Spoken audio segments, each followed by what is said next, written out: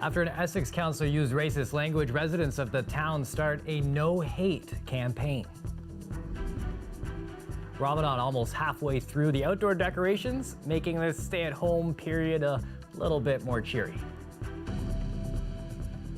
Live look outside, that sun shining bright on a Friday evening. Colette Kennedy will break down the forecast when she joins us later tonight.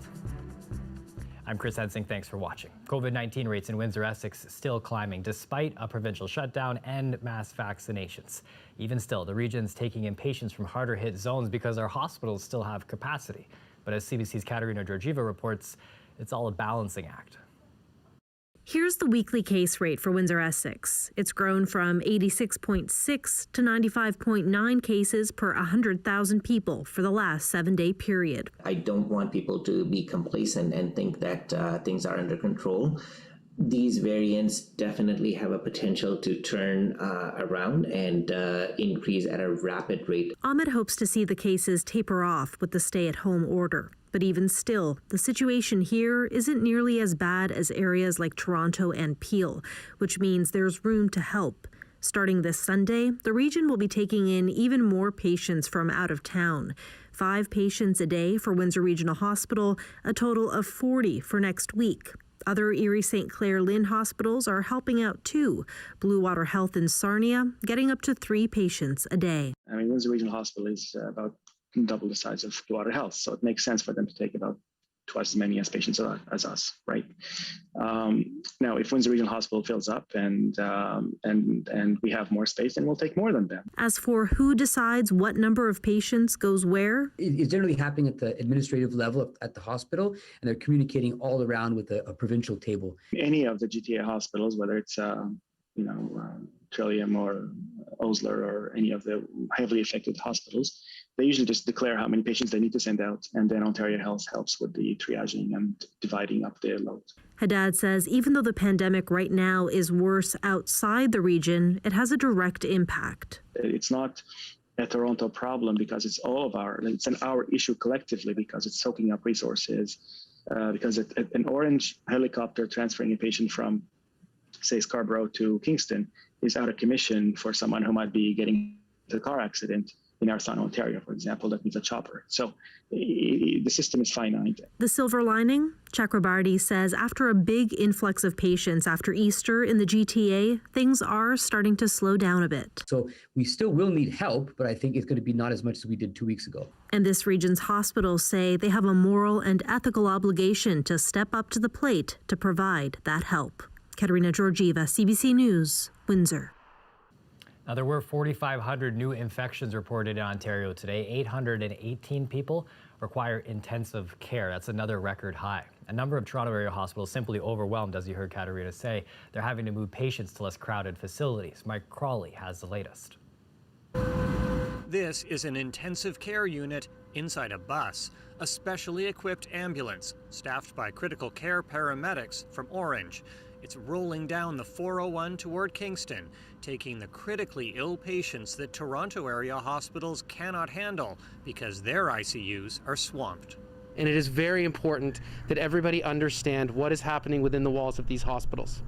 Today alone, 26 critically ill patients are being transferred around Ontario because ICUs are full. The bulk are coming from Scarborough and Brampton. Hospitals as far away as Ottawa, Windsor, Owen Sound and Brockville are taking patients in. We are deep into wave 3, and we're so worried we're going to hit what happened to New York or Italy now, over a year into this pandemic, when we knew what should have been done a year ago. There's really no excuse for this. We are seeing younger and younger people get ill and become critically ill. Since we last spoke to Dr. Andrew Healy on Tuesday, there's been no sign the surge of COVID patients in Brampton is slowing. I think our numbers continue to rise on a day-by-day basis, and today was another large number.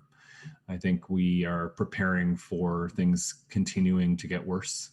Already this month, more than 700 patients around Ontario have had to be transferred from ICUs that are full.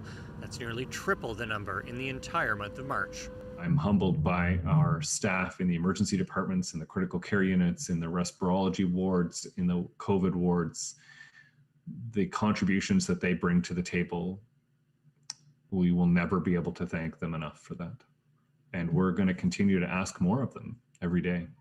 These doctors are among nearly 2,000 calling for vulnerable workers to get paid sick days and vaccines immediately. The more we wait, the more people will be sick and end up in hospital. And this affects everybody. If there's one glimmer of good news, although this field hospital at Sunnybrook has been ready to accept patients all week, it has not been needed, at least not yet. Mike Crawley, CBC News, Toronto. Let's take a look at vaccinations here in Windsor-Essex. Right now, about 31% of our population has at least one dose, but just 3.1% have both shots. So far, about 148,000 vaccines have been administered. And pregnant people in Ontario will soon be able to get their COVID shot. The province has moved pregnancy to the highest risk category in its Phase 2 plan. We know that pregnant individuals can have more severe outcomes from this infection, and you don't have to look too hard to see that in Ontario and elsewhere in Canada. Now, the majority of health units currently vaccinating those in the highest risk and high risk categories. Pregnancy was originally included in the third tier, so the at-risk category, with shots coming sometime in mid-May. Now, in addition to this, licensed childcare workers and students on placements there can get their vaccinations too. Those appointments can be booked on wevax.ca. Federal health experts say COVID-19 variants have now shown up in all provinces and territories. They now make up more than half of all recently reported cases in Canada. But despite these worries, strong public health measures are helping bring down cases. And so are the vaccines. As Hannah Thibodeau reports, staying the course is crucial to stay ahead of the pandemic. Yeah, I am very excited. Prime Minister Justin Trudeau received his first dose of AstraZeneca, along with his wife. Yay! For Trudeau and others, getting the vaccine is a sign of hope that this pandemic will end. Yay! There you are.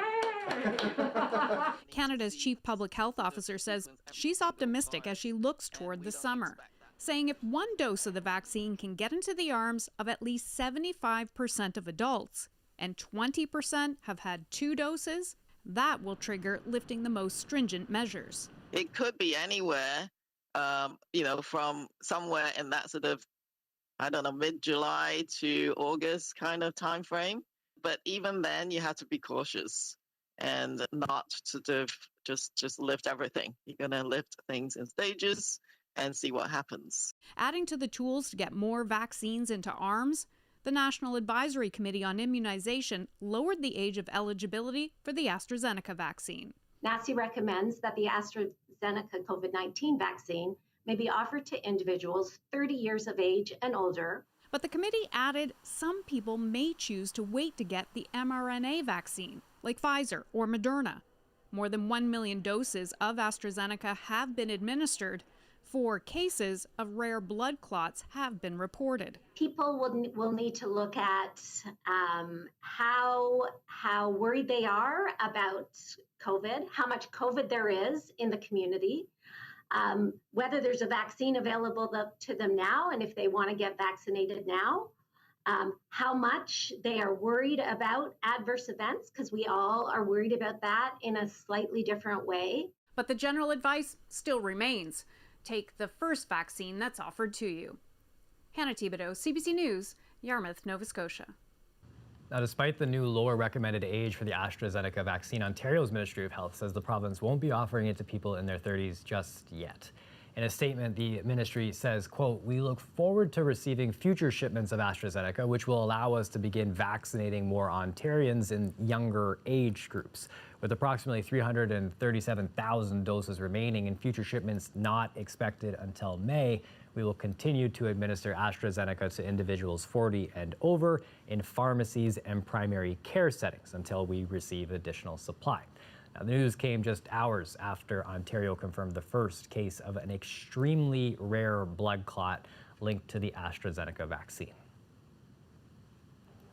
Chief Medical Officer of Health David Williams issuing a statement saying that the person who experienced the clot is a man in his 60s who had received his first dose of AstraZeneca. The man received treatment recovering at home. Williams says serious reactions to the vaccine are extremely rare. There have been just 4 cases of vaccine-induced clots reported in Canada. That's out of more than 1.1 million doses of the AstraZeneca vaccine that have been administered.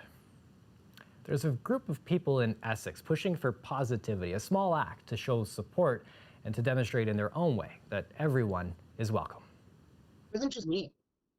It's a group of us who came up with this idea. Laura Suter-Haslow saw the tweets, the ones from a councillor in Essex, comments the Essex County Chinese Canadian Association called a xenophobic attack. Suter-Haslow was one of many who wrote to council calling for action, but she didn't feel it was enough. I took steps to voice my disapproval. It was still being in a negative mind state. And Bill didn't show any Asian Canadians in Essex that not all of us think that way, and not all of us would ever dream of using language like that, and that we support them 100%. This is their push for positivity, lawn signs, created by James Gibbs Signs in Harrow, with a simple message: hate has no home here. There's way more good people than there are bad people, but it seems quite often the bad people are loud, and the good people are just quietly going about their lives, not harming anyone, not doing anything wrong. So we decided it's time where we need to get loud. We need to get visible. Hundreds have been spoken for. Enough, a new batch needs to be printed. It just, my heart swells, you just feel like, oh, the Grinch, my heart grew 3 times.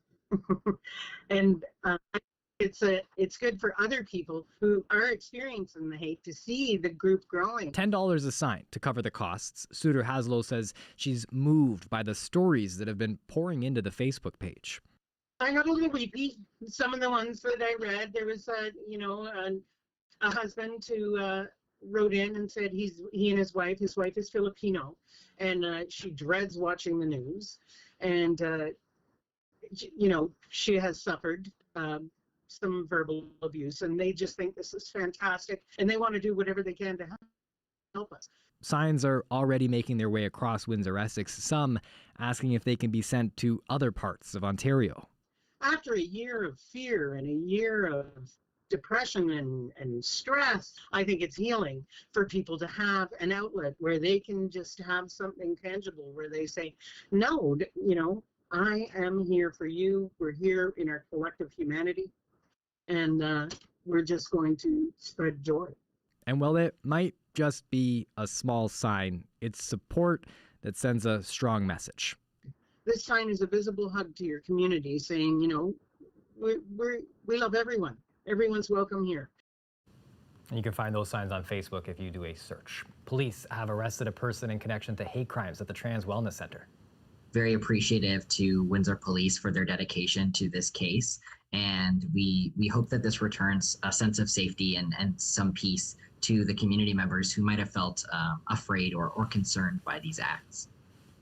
Formerly known as WeTrans, its building on Tecumseh Road East dealt with multiple hate crimes in February, including having racist and homophobic slurs spray painted on their exterior walls. They also had a window shattered. An 18-year-old man is now charged with 3 counts of mischief under $5,000. It's still being evaluated for potential charges related to hate-motivated crimes. Windsor Police are using a new program to speak with students about discrimination and confrontations with police. The Unite initiative comes at a time when many continue to call for the defunding of police. CBC's Mernelli Unshin has more. I just envision that everyone will just live equally, despite having some issues at times. To not judge each other by the color of their skin. Alrob says being a part of Unite was educational for her.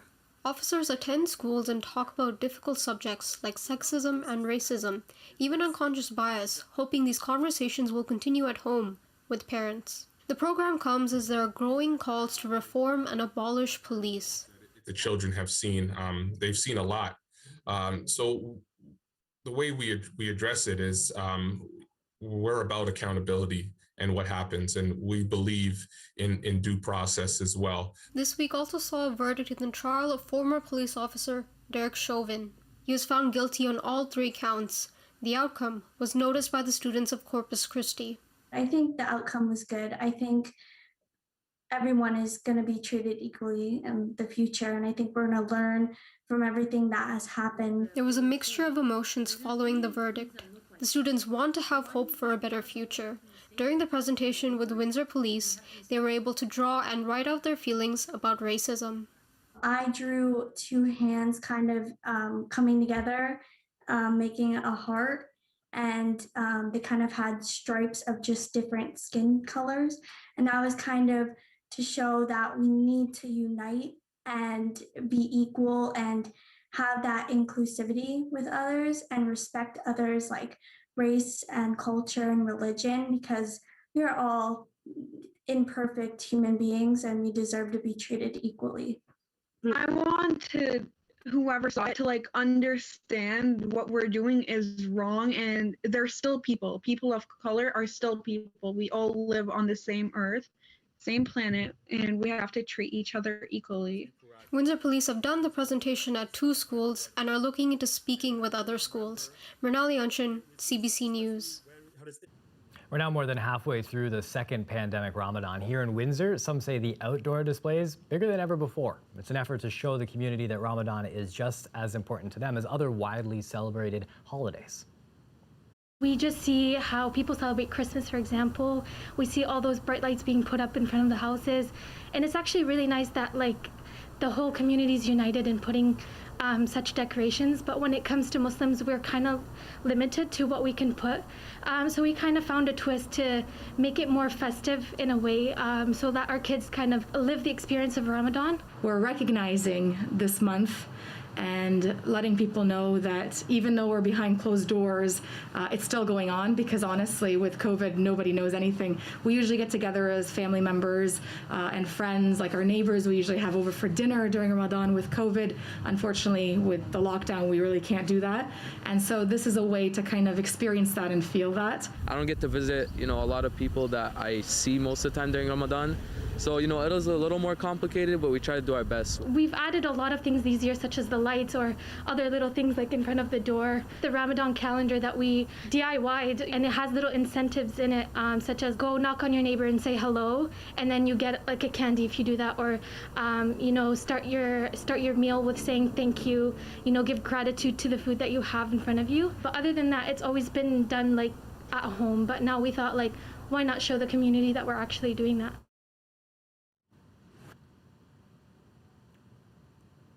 Not a live look outside. This is a live look at what it could be. There it is. That's the beauty that we see. The bright lights, the colors, everything that's going on fantastically there. We've got a look at the weather coming up next with Colette Kennedy.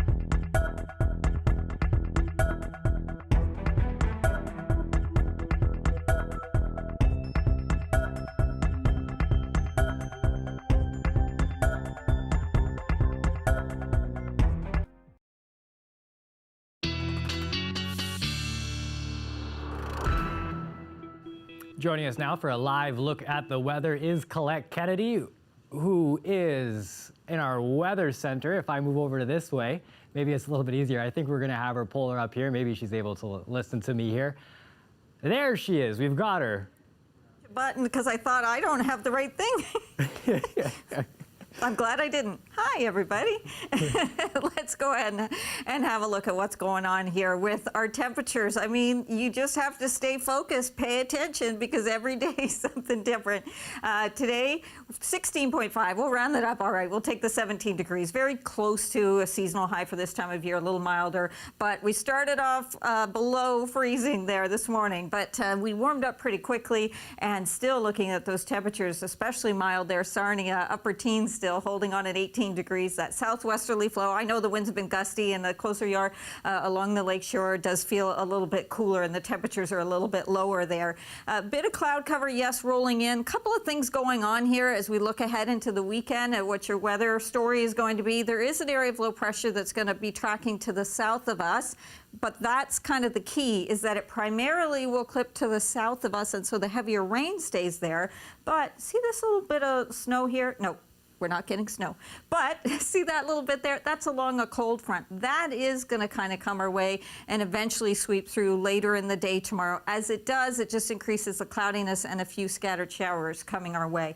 But I want to kind of show you how it plays out. We start off now, if you're an early riser, we do have some good sunshine to begin. Then the clouds are going to thicken up. But watch what happens as the moisture begins to try to come into southwestern Ontario. So this is Saturday evening. A few outliers, like a few sprinkles, could come in. But much of this kind of pulls northward. So the heavier rain goes to the north of us, even along this front. That other system stays to the south. So a few scattered showers, kind of all that we're getting. And then into Sunday, we'll see a pretty rapid clearing behind that. So it's actually looking pretty good. Early Saturday, okay, we get some cloud cover, a few scattered showers, and then much of Sunday looks nice. Tonight, your temperatures. Tonight, staying above freezing for you there, and tomorrow we're going right back up to those upper teens, but just watch out as those clouds will be coming in. A few showers there. Sunday behind that front, we cool down a little bit, and we kind of stay closer to seasonal Monday, and then things are out of control as we go into Tuesday, Wednesday, as another system comes in and bumps those temps up. Chris?